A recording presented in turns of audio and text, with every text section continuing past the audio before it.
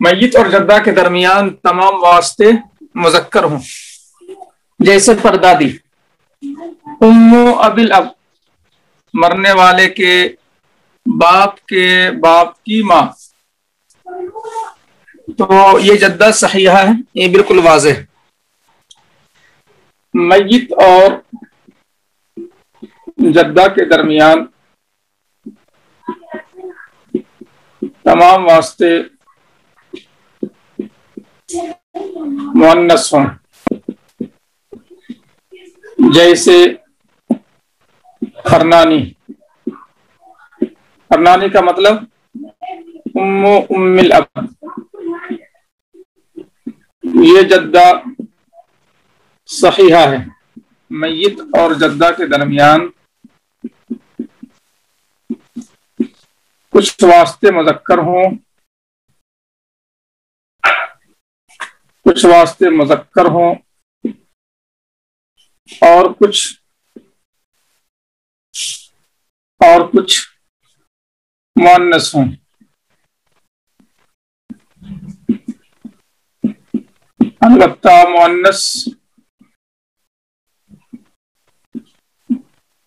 البتہ مذکر کے نیچے مؤنث نہ ہو، البتہ ٹھیک ہے، مؤنث اوپر ہو اور مذکر نیچے،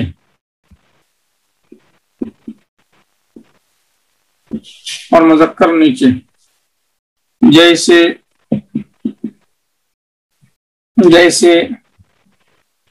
دادی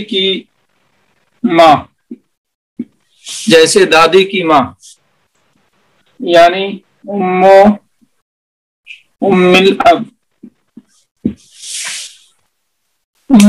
الاب مرنے والے کے باپ کی ماں، بعض واسطے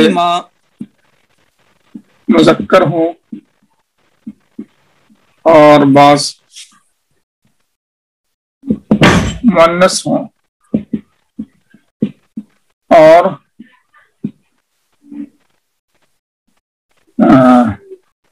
جن میں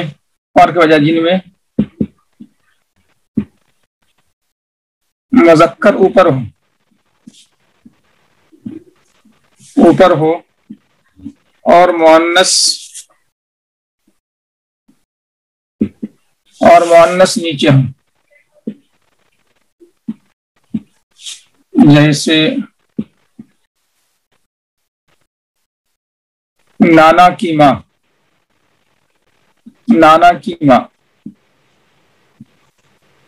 ام ابی الام،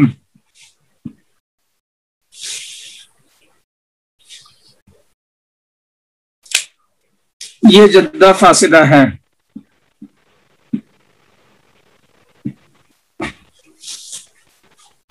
یہ جدہ خلاصہ میں جو ہے آپ یہ بول سکتے ہیں، یہ جملہ کہ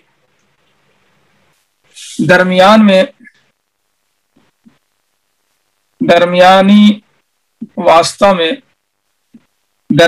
واسطہ میں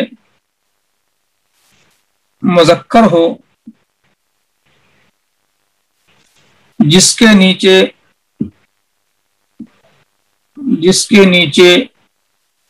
مؤنث ہو،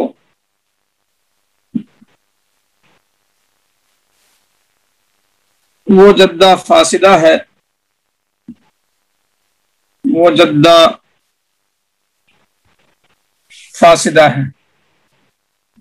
باقی تمام جدات صحیحہ ہے۔ اچھا، باقی تمام جدات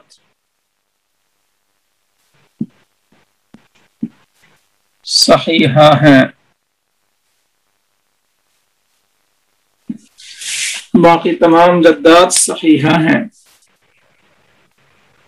درمیانی واسطے میں مذکر ہو جس کے نیچے مؤنث ہو، وہ جدہ فاسدہ ہے، باقی تمام جدات صحیحہ ہیں۔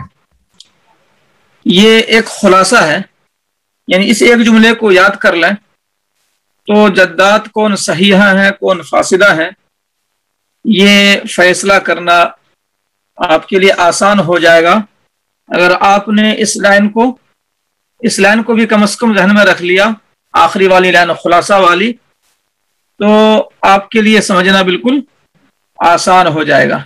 درمیانی واسطہ میں مذکر ہو جس کے نیچے مؤنث ہو وہ جدہ فاسدہ ہے، باقی تمام جدات صحیحہ ہیں۔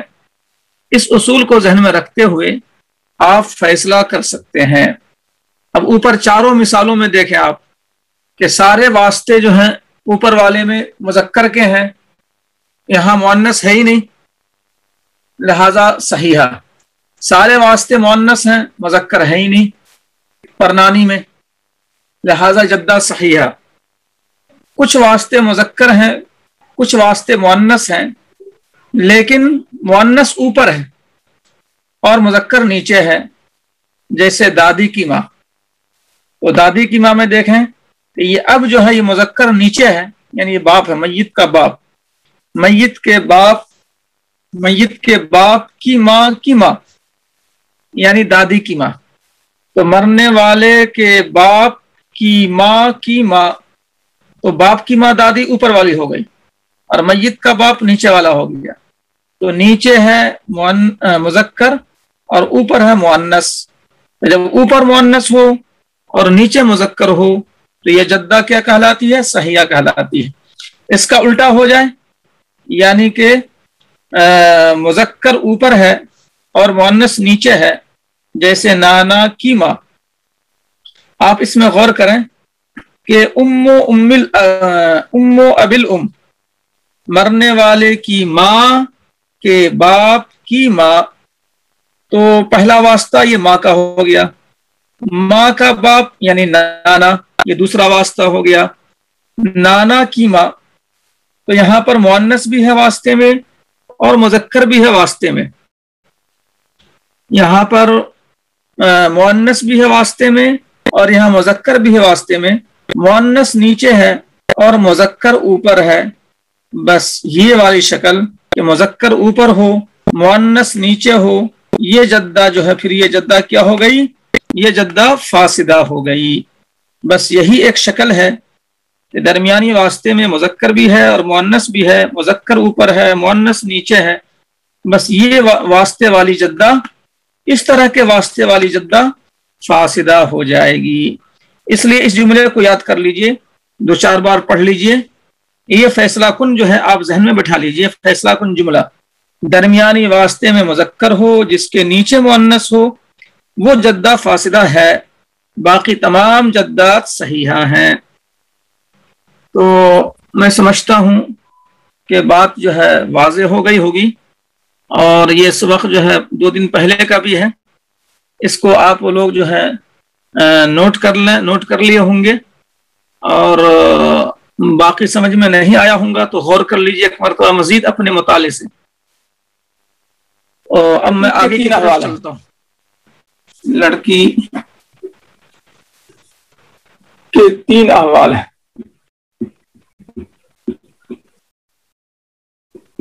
نمبر 1، لڑکی کے ساتھ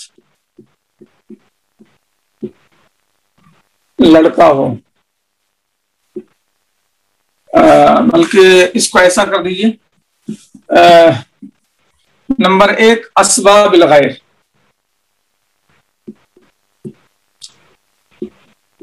لڑکی جو ہے اسباب الغیر ہوگی جبکہ لڑکی کے ساتھ میت کا لڑکا ہو، جب رشتہ بولا جائے تو میت ہی سے جوڑتے ہوئے بولتے ہیں۔ اب لڑکی کا مطلب میت کی لڑکی، ہمیشہ جو ہے وارثین کا نام جو لیا جاتا ہے وہ میت سے رشتہ جوڑتے ہوئے۔ یہ ایک بہت اہم بات جو ہے آپ ذہن میں رکھیے، کوئی بھی رشتہ اگر بولنا ہے سراجی میں اور میراث کی تقسیم میں جو بھی رشتہ بولنا ہے تو میت سے رشتہ جوڑتے ہوئے بولیے۔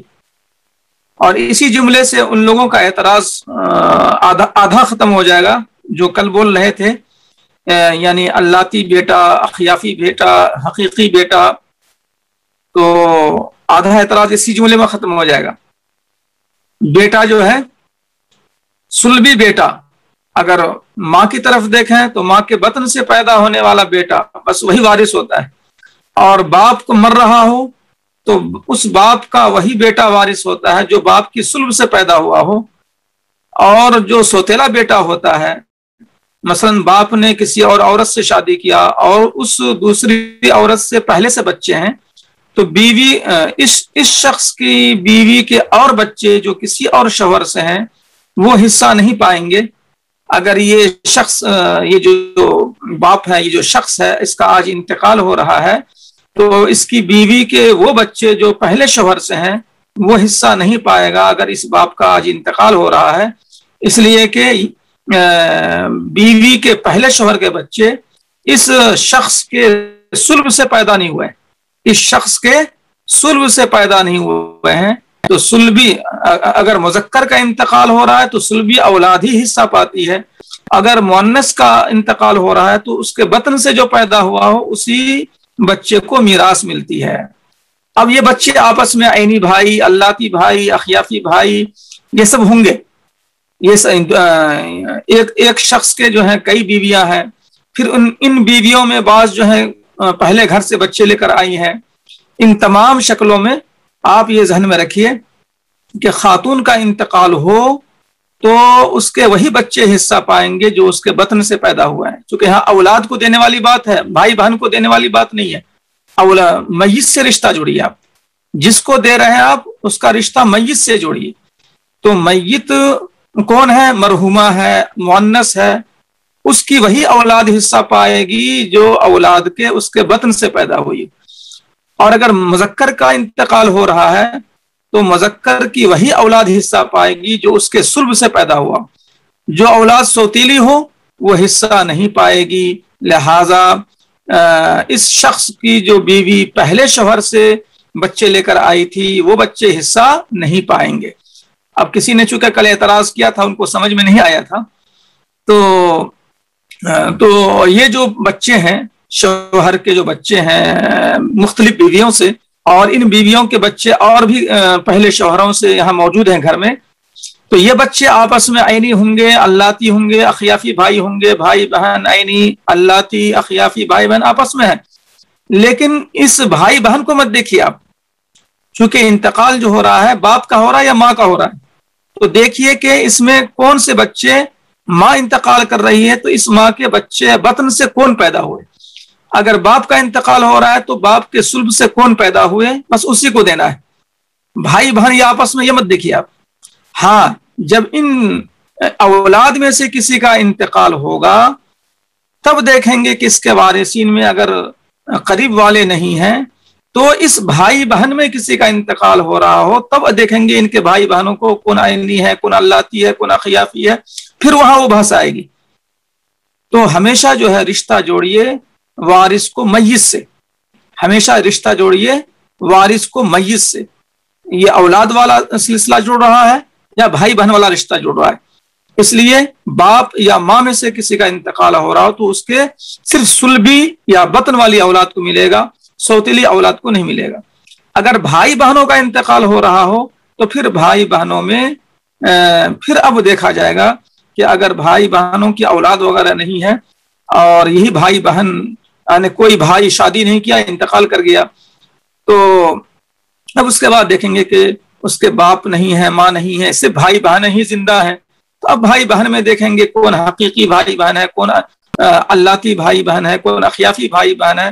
تب جو ہے وہ تفصیل چلے گی بھائی بہن والی، جب مرنے والا بھی بھائی یا بانو. ورنہ تو باپ کا انتقال ہو رہا ہو تو صرف صلبی اولاد ہی حصہ پائے گی، سوتیلی اولاد حصہ نہیں پائے گی. تو بہرحال مجھے اچانک یاد آیا، تو جنہوں نے کل بات کہی تھی اور ان کو سمجھ میں نہیں آیا تھا تو اس لیے میں نے سوچا کہ شاید اس جملے سے ان کی وضاحت ہو گئی ہو.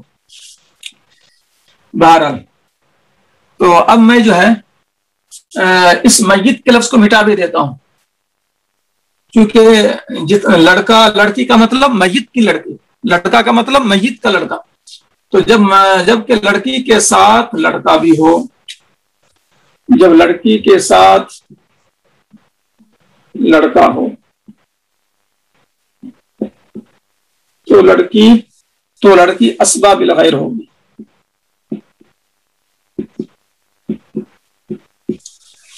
اب اس کی مثال دیکھیے آپ. اب جیسے جو ہے باپ کے احوال تو پڑھ چکے آپ, تو اس لیے میں باپ بھی لکھتا ہوں. باپ, لڑکا, لڑکی. اب اس مثال میں دیکھیں آپ کہ باپ ہے, لڑکا ہے, لڑکی ہے. باپ کے بارے میں پڑھ چکے آپ کہ اگر مذکر اولاد موجود ہو تو باپ کو فرض مطلق یعنی چھٹا حصہ ملے گا. کل کا سبق یاد کیجیے. تو باپ ہو گیا سدس والا, اور لڑکا لڑکی, جب لڑکا لڑکی موجود ہو تو یہ آپس میں اسبا ہو جاتے ہیں. یہ لڑکا ہمیشہ اسباب نفسی ہوتا ہے, اور لڑکی جو ہے اپنے بھائی کے ساتھ اسباب الغیر ہوتی ہے. یہ بحث ابھی نہیں آئی ہے. لڑکی جو ہے میت کی لڑکی میت کے لڑکا کے ساتھ اسباب الغیر ہو جاتی ہے. تو یہ اسباب الغیر, اسباب مال غیر, اسباب نفسی, یہ تفصیل ابھی نہیں آئی ہے. باب العصبات میں جب پہنچیں گے تب وہ تفصیل آئے گی. ابھی اتنا سمجھیے کہ لڑکا اسباب نفسی ہی ہے اور لڑکی اس لڑکا کے ساتھ اسباب الغیر ہو گئی. اب مسئلہ کتنے سے بنے گا یہ ابھی اس طرف دماغ مت لے جائیے. ابھی کسی ساتھی نے جو 1/6 وغیرہ لکھا اور مسئلہ جو ہے 6 سے بنانے کی کوشش کر رہے ہوں گے, اور بہت سارے ساتھی واقف بھی ہیں, تو ابھی مت جائیے چونکہ وہ باب مستقل آ رہا ہے مسئلہ بنانے کا. جب وہاں پہنچیں گے تب جو ہے وہ سب دیکھیں گے کہ کتنے سے مسئلہ بن رہا ہے, 6 سے بن رہا ہے, 8 سے بن رہا ہے, 12 سے بن رہا ہے, 24 سے بن رہا ہے. وہ سب بات کی بات ہے. یہاں صرف اتنا ہے کہ اس مثال میں چونکہ لڑکا موجود ہے تو لڑکی کیا ہو گئی, اسباب الغیر ہو گئی. مشترکہ طور سے اسبا لکھتے ہیں اور انفرادی طور سے جو ہے یہ اسباب الغیر کہلاتی ہے. انفرادی طور پر اسباب بالغیر کہلاتی ہے. لڑکی کو نصف کی شکل, لڑکی کی دوسری حالت نصف, میں آپ کو جو احوال بھیجے گئے ہیں گروپ میں اس سے تھوڑا سا ہٹ کر میں لکھ رہا ہوں, یعنی ٹکراؤ کی بات نہیں ہوگی, تھوڑی وضاحت کے ساتھ لکھ رہا ہوں میں. جبکہ میت کو مذکر اولاد نہ ہو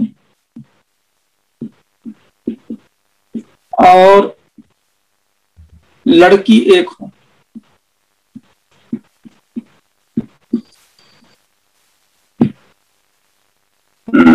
جیسے میں نے بہت بڑا کر دیا.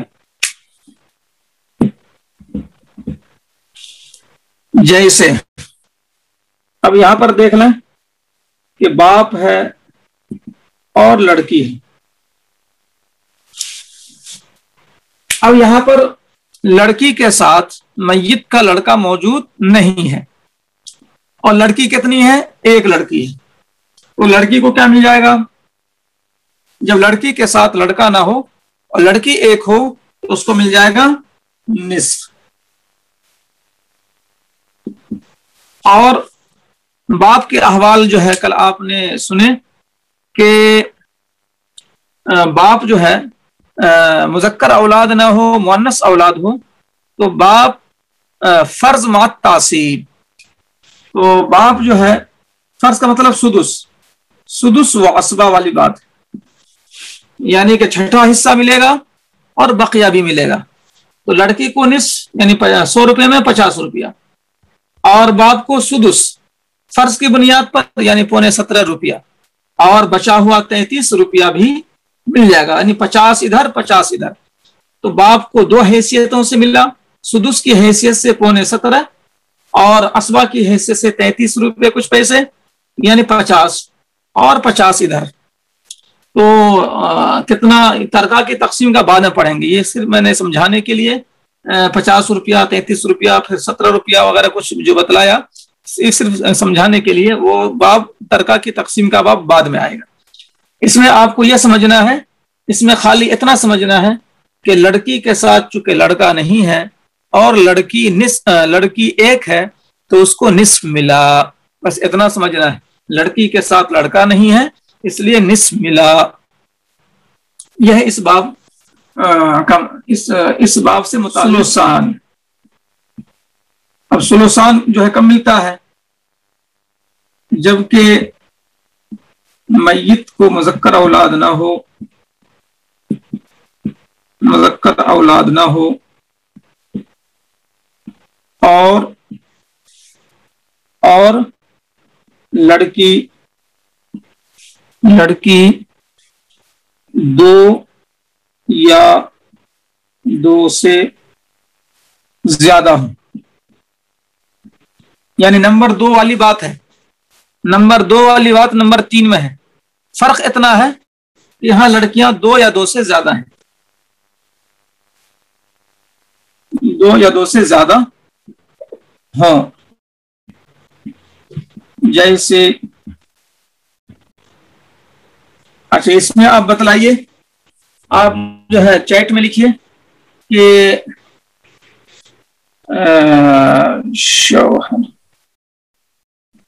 شوہر اگر ہو اور باپ ہو اور 2 لڑکی ہوں، کس کو کتنا ملے گا؟ شوہر، باپ، 2 لڑکی، کس کو کتنا ملے گا؟ میں آپ کا چیٹ دیکھ رہا ہوں.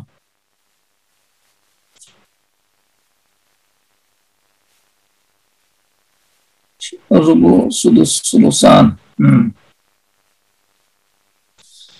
ٹھیک ہے، صحیح لکھا. کس نے؟ جس نے لکھا ہے صحیح لکھا. شوہر اور ربع اور باپ سدس و عصبہ، لیکن عصبہ کی حیثیت سے بچے گا ہی نہیں اس مثال میں، اور 2 لڑکیوں کو ثلثان. یہ صحیح ہے.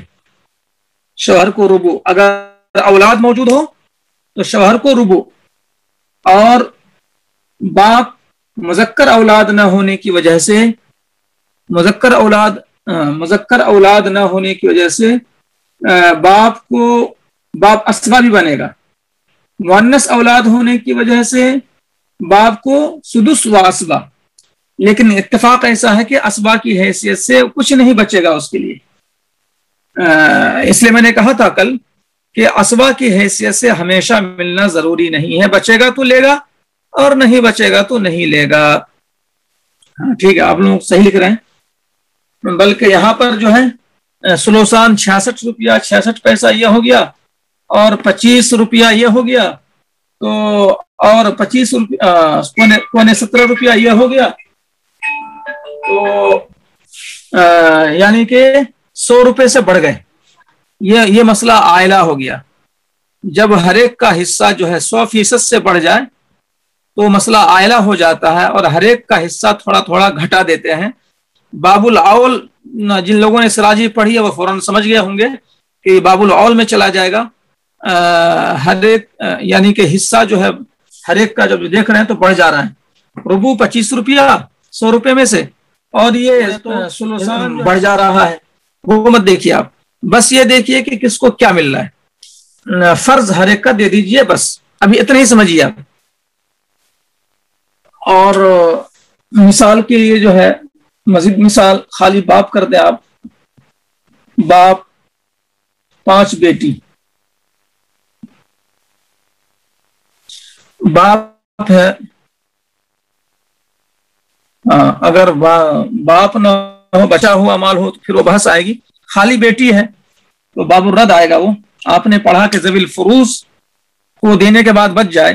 بیٹیاں 5 ہیں اور کوئی نہیں ہے، ثلثان دے دیا، 100 روپے میں 66 روپیہ دے دیا، بچ گیا 33 روپیہ، اور کوئی نہیں ہے، تو ثم الرد علی ذوی الفروض النسبیہ بقدر حقوقہم، لہذا پورا کا پورا انہیں کو دے دیں گے. تو اس کا بھی مستقل باب ہے باب الرد، وہ مناسخہ سے پہلے آئے گا. بہرحال تو وہ سب میں مت جائیے آپ، اس لیے کہ ہر جتنے بھی آپ کے سوالات آ رہے ہیں سب کا مستقل باب ہے. تو اب یہاں پر باب کیا ہو جائے گا؟ سدس و عصبہ. ہاں ٹھیک ہے، سدس و عصبہ. اور بیٹیاں کیا ہو جائیں گی؟ ثلثان. یہاں پر چونکہ بیٹا موجود نہیں ہے، جب بیٹا موجود نہیں ہے تو باپ کیا ہو جائے گا؟ سدس واسبہ، سدس واسبہ۔ بیٹیوں کے ساتھ باپ کیا ہوتا ہے؟ فرض مطلق واسبہ، یعنی سدس واسبہ۔ اور بیٹیاں جو ہیں، ہم بیٹیوں کو کیا لکھیں، بیٹیوں کو کیا دیں؟ اس کا مقابلہ کیجئے بیٹا سے، میت کے بیٹا سے مقابلہ کیجئے۔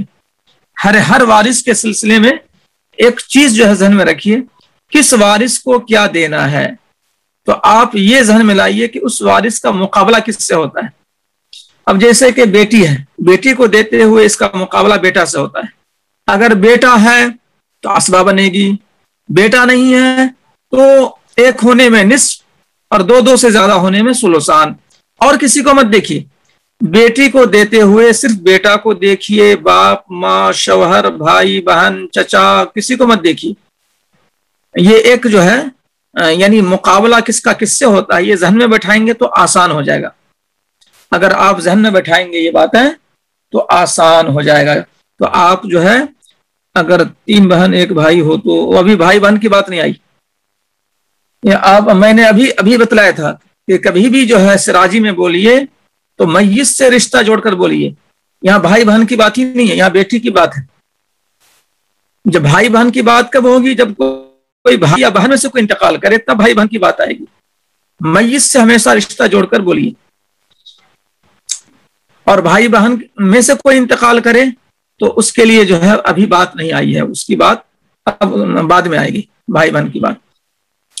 بہرحال تو میں یہ کہہ رہا تھا، ایک گر آپ ذہن میں رکھیں کہ کسی وارث کو، بیٹی کو مثال کے طور پر دیتے ہوئے کیا دینا ہے، تو آپ کا ذہن کیا چلنا چاہیے، کہاں چلنا چاہیے؟ تو آپ کا ذہن یوں چلنا چاہیے کہ بیٹا ہے یا نہیں، یعنی مقابلہ خالی بیٹا سے کیجیے۔ آپ بیٹا نہیں ہے اس کو ایک بھی بھائی ہو، اس صورت میں وہ عصبہ بالغیر ہو جائے گی۔ ہاں صحیح بات ہے، ایک بھی بھائی ہو تو عصبہ بالغیر ہو جائے گی۔ پھر وہی لکھیے، عصبہ بالغیر ہی لکھیے۔ اور آپ نے کیا لکھا تھا؟ آپ کے چیٹ میں دیکھ لیتا ہوں آپ کا سوال کیا تھا۔ اگر 5-6 بیٹیاں ہوں اور ایک ہی بھائی ہو تو بھی وہی بات ہوگی، عصبہ بالغیر۔ میت کی بیٹی 3 ہو تو اس کو ایک بھی بھائی ہو۔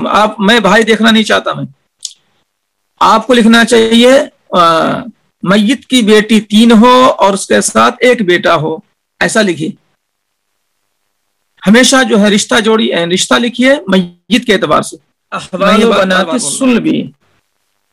سلبی لڑکیوں کے احوال، وَأَمَّا لِبَنَاتِ السُّلْبِ فَأَحْوَالٌ ثَلَاثٌ۔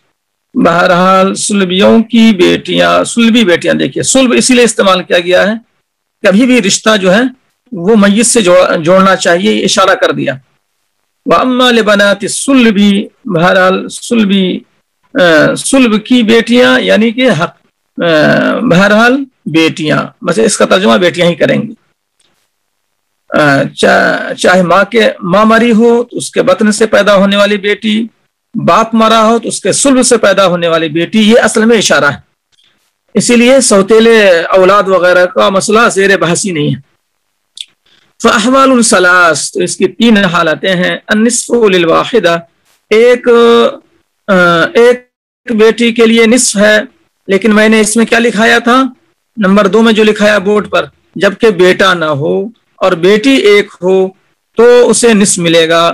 والثلثان للاثنتین، دو سے زیادہ کے لیے ثلثان ہے۔ والثلثان للاثنتین فصاعدۃ ومع الابن للذکر مثل حظ الانثیین، اور بیٹا کے ساتھ للذکر مثل حظ الانثیین کا اصول ہوگا، یعنی کہ مذکر کو 2 مؤنث کے برابر ملے گا۔ تو یہ مذکر کو 2 مؤنث کے برابر ملے گا، یہ مثالوں سے ہم بعد میں سمجھائیں گے۔ ابھی جو ہے خالی اتنا اصول ذہن میں رکھیے کہ مذکر کو ڈبل اور مؤنث کو سنگل اور ڈبل کا اصول چلتا ہے مذکر و مؤنث میں، یعنی بیٹا بیٹی میں، اور بھائی بہن میں بھی، اور اس کے علاوہ ہاں بس انہی میں۔ وہ یعصبہن، اور یہ بیٹا اور یہ بیٹا ان بیٹیوں کو، اور یہ میت کا بیٹا میت کے ان بیٹیوں کو، یہ آپس میں بھائی بہن ہیں لیکن میراث میں رشتہ جوڑتے ہیں میت سے، تو اور وہ بیٹا ہن یعنی بنات، ان بنات کو اسباب بنا دے گا، جیسا کہ مثال آپ کے سامنے آ چکی۔ وبنات الابن، احوال و بنات الابن، پوتیوں کے احوال۔ اب اس کے احوال تھوڑے لمبے ہیں، بیٹیوں کا ڈبل ہے۔ میں اس کا پہلے ترجمہ کر دیتا ہوں، پھر بورڈ کی طرف آؤں گا، اور ضرورت پیش آئی تو پھر دوبارہ ترجمہ کی طرف آ جائیں گے۔ وبنات الابن کبنات الصلب، اور پوتیاں بیٹیوں کی حقیقی بیٹیوں کی طرح ہیں، اور اس کے 6 احوال ہیں۔ پوتیوں کے 6 احوال ہیں۔ النصف للواحدہ، ایک پوتی کے لیے نصف ہے، دو سے زیادہ کے لیے ثلثان ہے، صلبی بیٹیوں کی غیر موجودگی میں۔ ولہن السدس، اور ان کے لیے چھٹا حصہ ہے پوتیوں کے لیے، ایک صلبی بیٹی کی موجودگی میں ثلثین کی تکمیل کرتے ہوئے۔ نمبر 4، ولا یرثن مع الصلبیتین، دونوں یہ پوتیاں 2 صلبی بیٹیوں کے ساتھ وارث نہیں ہوں گی۔ الا ان یکون بحذائہن واسفل منہن غلام، مگر سے نمبر 5 ہے، الا یہ کہ، مگر یہ کہ، یعنی نمبر 5 کہ ان کے محاذات میں یا ان کے نیچے کوئی لڑکا ہو تو وہ ان کو اسباب بنا دے گا، اور جو کچھ باقی بچا ہے ان کے درمیان للذکر مثل حظ الانثیین کے اصول سے تقسیم ہو جائے گا۔ نمبر 6، وَيَسْقُطْنَ بِالْإِبْنِ، اور بیٹے کے ساتھ پوتیاں ساقط ہو جائیں گی۔ اب یہ تو ترجمہ تھا، اب میں اس کو جو ہے آپ کے سامنے مثال سے رکھتا ہوں، اور خدا کرے کہ یہ 6 احوال آج ہو جائے تو اچھا رہے گا۔ اب میں بورڈ کی طرف دوبارہ آتا ہوں۔ نمبر 1، اب کتاب میں جو ترتیب ہے اسی ترتیب کو رکھتا ہوں تاکہ سمجھنے میں آسانی ہو، لیکن میں جملہ ذرا واضح کر کے لکھتا ہوں بڑا۔ اگر میت کو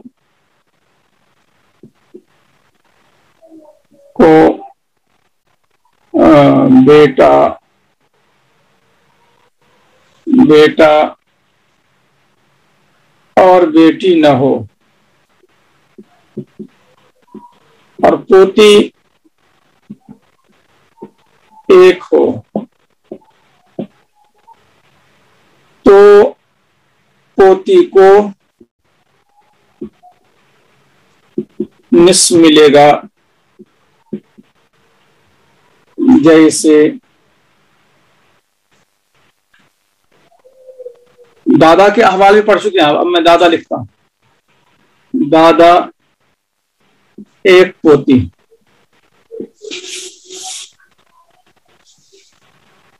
ہاں اب آپ بولیے کہ کس کو کیا ملے گا؟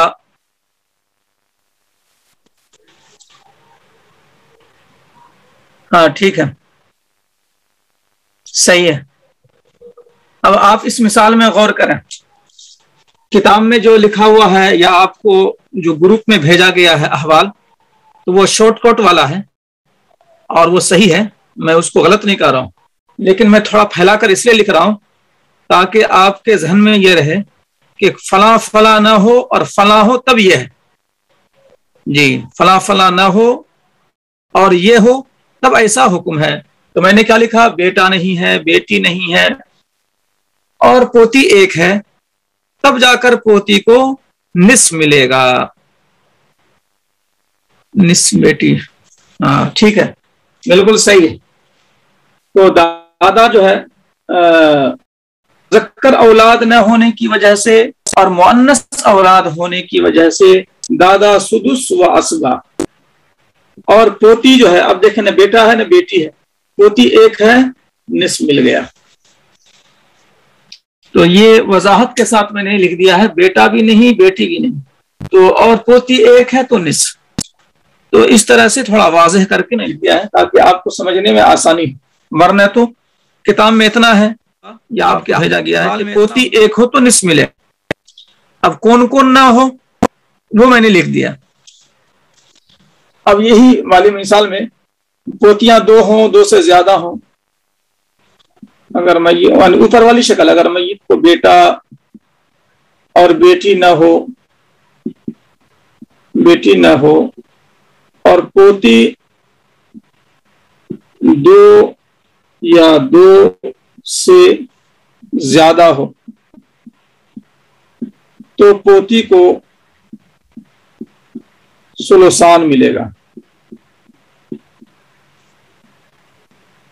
अब इसकी मिसाल दादा है और मसलन 4 पोती है, दादा है और 4 पोती है। अब इस मिसाल में देखें आप कि पोतियां जो हैं बहुत सारी हैं। हाँ, सुदुस व असबा और सुलुसान सही है। दादा के अहवाल जो है कल आ गए थे। तो मैयत की मुअन्नस औलाद हो तो जिस तरह बाप सुदुस व असबा होता है, ऐसे दादा भी सुदुस व असबा होता है। अल जद्दु कल अबी, दादा के अहवाल बाप की तरह। हाँ ठीक है, सुदुस व असबा। और पोती को मिल गया सुलुसान, पोती को सुलुसान मिल गया। बाप मौजूद नहीं है तो बाप वाले अहवाल दादा के हो जाएंगे। तो मुअन्नस औलाद हो खाली, मुज़क्कर औलाद ना हो तो फिर बाप को भी सुदुस व असबा होता है, तो दादा को भी सुदुस व असबा। और हाँ ठीक है। और आपने लिखा कि बेटियों के बराबर, ठीक है। जब बेटियां और बेटा बेटी मौजूद ना हो तो पोती को आप बेटी के दर्जे में उतार लीजिए, बेटी की तरह जहन में बैठा लीजिए और दे दीजिए। जैसे बेटी 1 हो तो निस्फ, अब बेटी 2 से ज्यादा हो तो सुलुसान, जबकि बेटा ना हो। ऐसे यहाँ पर मजीद एक बढ़ाते हुए कि बेटा भी नहीं बेटी भी नहीं, पोती 1 तो निस्फ, यानी पोती बेटी की तरह आप मान लीजिए। और बेटा भी नहीं बेटी भी नहीं, पोती 2, 3, 4, 8, 10, 20, 50 जितनी भी पोतियां हो, बेटा बेटी नहीं है, पोतियां 10, 20 हैं, तो पोतियों को सुलुसान। ये 2 बात हो गई। तीसरी शक्ल, अगर मैयत को बेटा ना हो, अब यहां पर जो है बेटी से जरा अलग मामला हो जाएगा पोती का। अगर मैयत को बेटा ना हो, अलबत्ता एक बेटी हो, एक बेटी हो, अलबत्ता एक बेटी हो, तो पोती को सुदुस मिलेगा। हाँ, ये वाली शक्ल सुदुस की है। ये मैंने उसको पहले लिखना चाहिए था, सुदुस वाली शक्ल। और ये सुलुसान वाली शक्ल और ये निस्फ वाली शक्ल, ये सुदुस वाली शक्ल है। अब इसको गौर से देखें, अगर मैयत को बेटा ना हो, अलबत्ता एक बेटी हो, तो पोती को सुदुस मिलेगा। अब इसमें ब्रैकेट में बढ़ा देता हूं, खा पोती 1। आप लोगों को एतराज हो सकता है कि पोती जो है अगर 1 हो तो सुदुस है और 4-5 पोती हो तो, खा पोती 1 हो या मुतअद्दिद। अब आपके जहन में यह आ रहा हो कि अगर मुतअद्दिद हो तो ये छठा हिस्सा जो है ये हर एक को छठा मिलेगा, या ये एक छठा जो है सुदुस, एक सुदुस मुश्तरक हो जाएगा, तो मुश्तरक हो जाएगा। पोती 1 है तो छठा हिस्सा मिल जाएगा, पोती 5 है तो पांचों को एक छठा में मुश्तरका तौर से दिया जाएगा। हाँ, पोती 1 हो या मुतअद्दिद। अगर मुतअद्दिद हो, हाँ सही है, तो सुदुस मुश्तरक रहेगा। तो सुदुस जो है इन पोतियों में, तो सुदुस इन पोतियों में मुश्तरका रहेगा।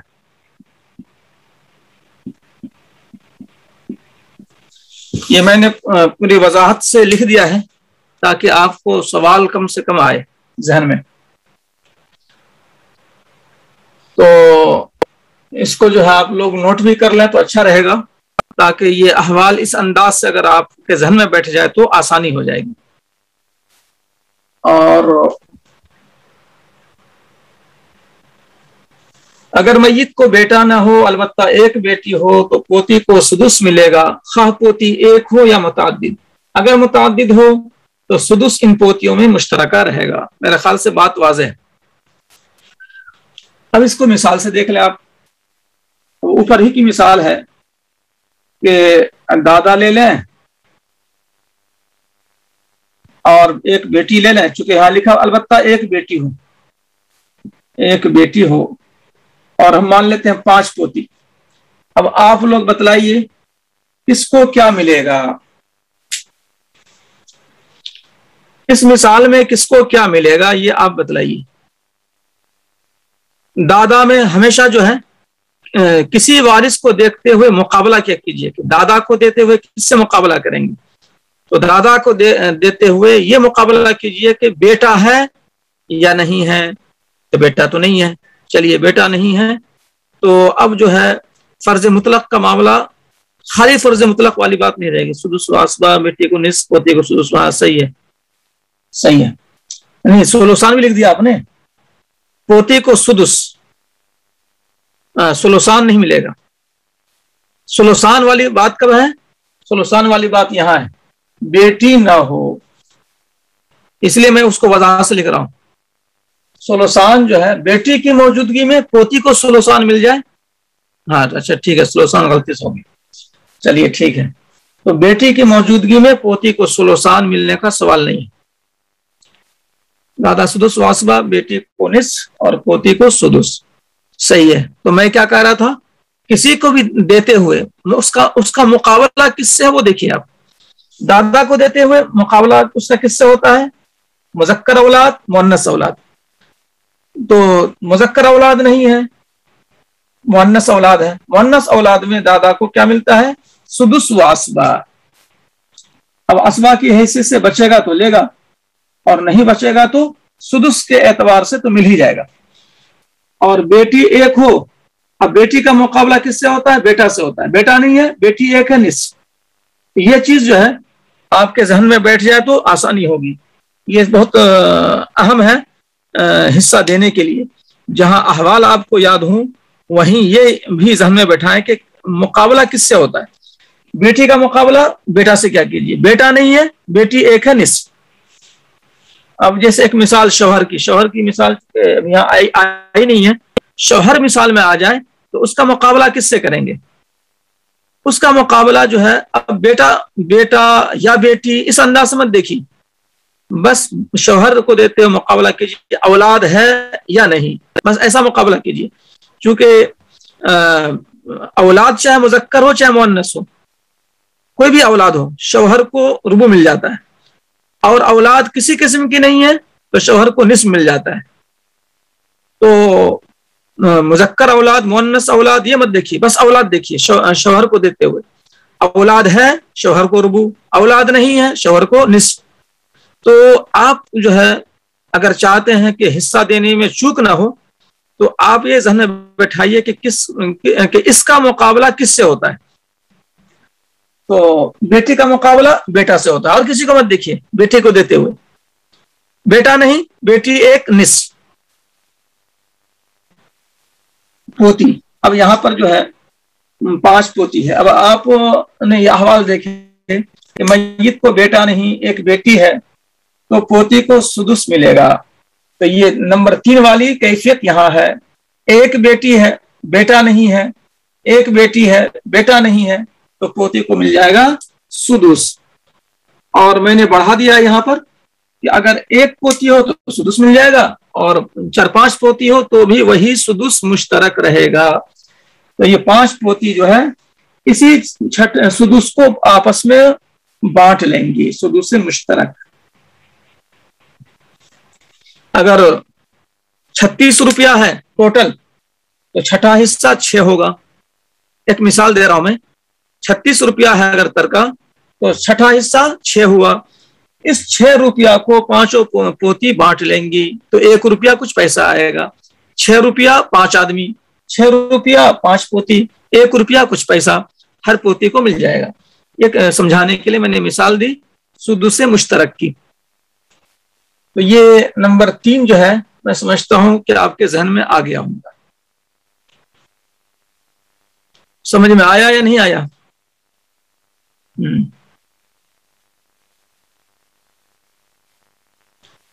उसके बाद नंबर 4 की तरफ आ जाइए। नंबर 4 में है कि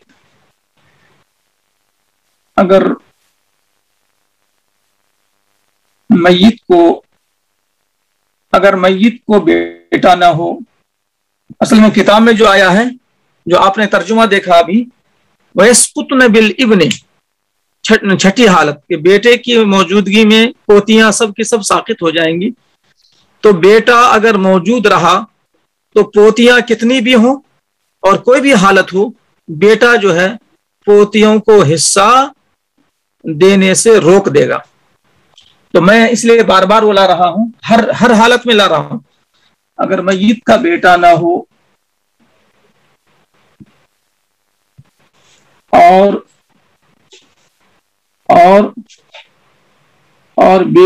बेटी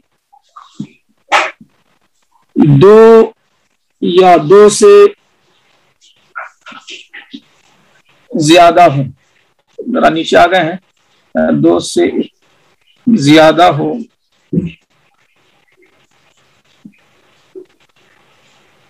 तो पोती महजूब होगी।